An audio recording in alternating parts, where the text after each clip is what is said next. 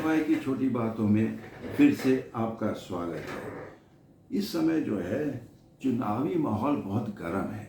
इतना गर्म है कि यदि हम नेता के हाथ में अंडा डाल दें तो 2 मिनट के अंदर उबल जाएगा। ये सच बोल रहा हूँ।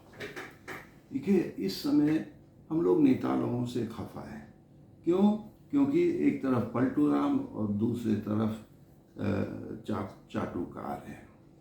पलटू राम का इस समय आ गया है। सबसे पहले तो नीतीश चाचा वो तो पलट गए, जिसके लिए भाजपा ने कहा था इनके लिए सदा के लिए दरवाजे बंद हैं, लेकिन खुल गए भाई। और उसके बाद भतीजा आ गया जयंत चौधरी, जिसने कहा टिप्पणी हमें चवन्नी कोई पलटा नहीं सकता है, लेकिन चवन्नी पलट भी गए। पूरा रुपया भी उनका हमको लगता है डूब गया। लेकिन ये पलटू राम इन चाचा भतीजा तक सीमित नहीं है। देखा जाए तो केजरीवाल साहब भी हैं, ममता भी हैं। ये लोग आज तक ये नहीं तय कर पाए कि इंडिया गठबंधन के साथ ये लोग हैं या नहीं। तो इन पर भरोसा रखना बड़ा मुश्किल हो रहा है आजकल। और चाटुकारों को देखिए, एक तरफ भाजपा के अंधभक्त हैं और दूसरे तरफ गांधी परिवार के भी अंधभक्त हैं। तो अब देखते देखिए हम रिकॉर्डिंग कर रहे थे और महाराष्ट्र से अशोक चौहान भाग क्या गए, उनको राज्यसभा का टिकट तक मिल गया। अरे रे रे रे, ओह, नाथ भी कमल के साथ भाग रहा है, वो भी साथ दे रहा है। क्या हो रहा है? इन लोगों पर हम क्या भरोसा रखें? सच ये है, खुल्लम खुल्ला लोग आजकल कह रहे हैं कि ईडी से इतना डर है कि भैया पलटी मारो और वॉशिंग पाउडर वाले दल में जाइए, सारे पाप तुम्हारे धुल जाएंगे। अभी हाल में ये इंडिया टुडे, जो बहुत ही मानी हुई पत्रिका है इंग्लिश हिंदी में, उन्होंने सर्वेक्षण किया कि लोकसभा चुनाव के परिणाम क्या होंगे। अब मैं इस पे अगले वीडियो में विश्लेषण करूंगा। इस वीडियो में मैं केवल कांग्रेस पार्टी पर अपना ध्यान आकर्षित करना चाहता हूं। अब ये कांग्रेस पार्टी बार बार कह रही है, कह रही है कि गोदी मीडिया, गोदी मीडिया, जो गोद में लिया हुआ, गोदी मीडिया हमारी बात नहीं छापती है, हमारी बात नहीं सुनती है। लेकिन मैं इसी पार्टी से जानना चाहता हूँ, आपके पास 3 अखबार थे, नेशनल हेराल्ड, नवजीवन, कौमी आवाज़, 3 भाषाओं में। आपने उन सबको डूबने दे दिया। उस समय आपने नहीं सोचा कि मीडिया का महत्व क्या है, और आज अब दूसरों के ऊपर दोष मार रहे हैं। सोचिए। और मैं भाजपा बार बार कहती है कि पिछले 70 वर्षों में आप लोगों ने कुछ नहीं किया, तो कांग्रेस वाले अपना श्वेत पत्र क्यों नहीं निकालते हैं कि आपने 70 वर्षों में क्या क्या किया है। अब उदाहरण के तौर पे आप क्यों नहीं बोलते हैं कि आधुनिक भारत का निर्माण नेहरू ने किया? क्यों नहीं कहते हैं कि 1961 में आपने गोवा को भी इंडिया में शामिल करा दिया? क्यों नहीं कहते हैं कि उसके बाद सिक्किम को भी आपने इस तरह जोड़ दिया? क्यों नहीं कहते हैं कि आपने बांग्लादेश बना करके पाकिस्तान को पटकनी दी थी?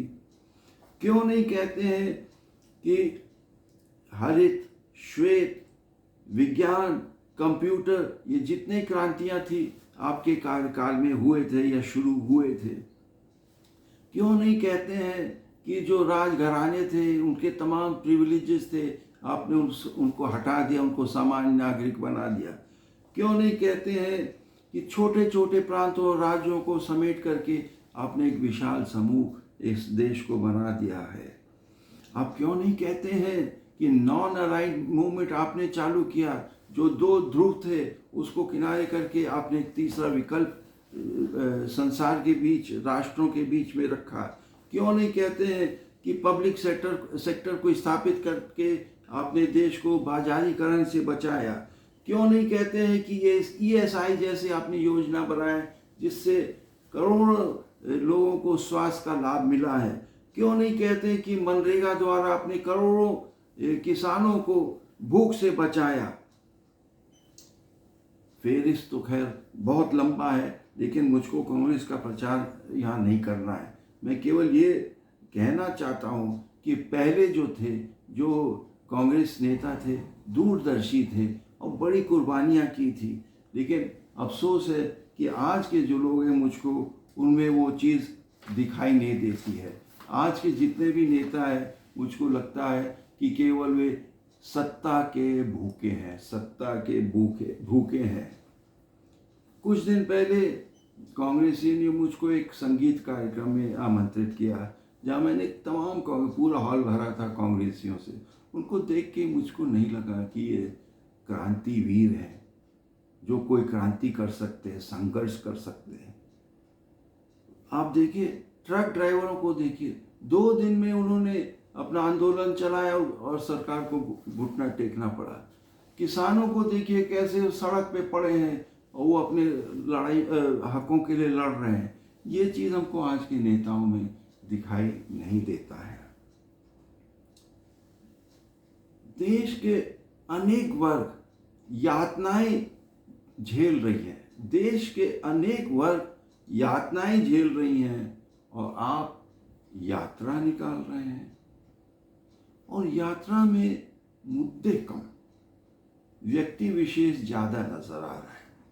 कोई इस चीज़ को गलत ना समझे, बुरा ना माने। मुद्दों पे बात करिए, इंसान व्यक्ति विशेष के ऊपर ना जाइए। वैसे कल ही हमारे घर के सामने से यात्रा निकलने वाले हैं, हम उनको शुभकामना देते हैं, लेकिन उसका क्या असर होगा वो मैं नहीं कह पाऊंगा। मैं मानता हूं कि नेहरू जी ने देश के लिए अतुलनीय कार्य किए। इंदिरा गांधी, राजीव गांधी, दोनों लोग शहीद हो गए थे देश के लिए, अपने खून बहाए। लेकिन गौरवमयी अतीत के बल पर आप नहीं चल सकते हैं। अंत में मैं एक और बात कहना चाहूँगा। जो कांग्रेसी हैं वो कहते हैं यही परिवार है जिसने सबको जोड़ रखा है, बांध रखा है। ये बात कहाँ तक सच है? इन्हीं के कार्य में अनेक दिग्गज जो हैं, पूर्व मुख्यमंत्री, ये पार्टी का दामन छोड़ चुके हैं। शरद पवार, गुलाम नबी आज़ाद, कैप्टन अमरिंदर सिंह, ममता बनर्जी, कॉमरेड सांगमा, जगन रेड्डी, अजीत सिंह जोगी, ज्योतिरादित्य सिंधिया, जितिन प्रसाद, आरपीएन सिंह, अनिल एंथनी, बहुत लंबी फेहरिस्त है। तो क्या आप हमको जवाब दें, ये परिवार जो है पार्टी को जोड़ रही है या तोड़ रही है?